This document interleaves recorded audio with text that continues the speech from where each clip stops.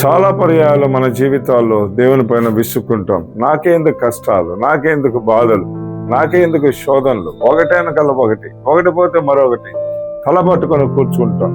ఇంత భక్తి ఉన్నా, ఇంత ప్రార్థిస్తున్నా, ఇంత వాక్యం చదువుతున్నా, దేవుని కొరకు సేవ చేస్తున్నా, దేవుని కొరకు ఇస్తున్నా, అయినా నా జీవితంలో ఇన్ని కష్టాలు, ఒకటి పోతే ఒకటి కష్టాలు వస్తున్నాయని చాలాసార్లు మనం చింతించడం లేదా? దైవ ప్రజలారా, ఇదే సంఘటన మార్కు సువార్త 4వ అధ్యాయంలో ప్రభువైన యేసుక్రీస్తు వారు తన శిష్యులను పిలిచి అద్దరికి వెళ్దామన్నప్పుడు ఆయనతో పాటు మరికొన్ని దోణులు కూడా ప్రయాణించాయి. అయితే విచిత్రం ఏందో తెలుసా?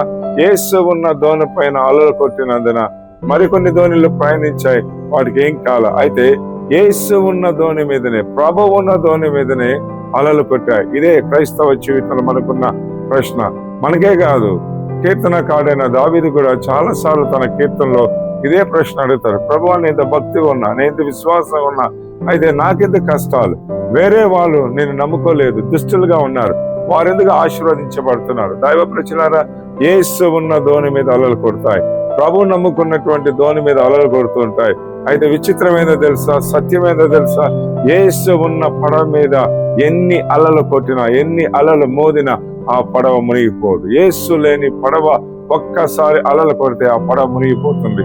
ఇదే మీకు ఒక నిరీక్షణ. దైవ ప్రజలారా, యేసు ఉన్న దోణి మీద అలలు కొట్టినట్టు మీ జీవితాల్లో అలలు కొడుతున్నాయా? ఇబ్బందుల వెంబడి ఇబ్బందులు, కష్టాల వెంబడి కష్టాలు, శోధనల వెంబడి శోధనలు వస్తున్నాయా? ఐదో గొప్ప నిరీక్షణ, యేసు ఉన్న పడవ మునిగిపోయాయా? మునిగిపోలేదే. నీ జీవితం కూడా ఎన్నడూ మునిగిపోదు.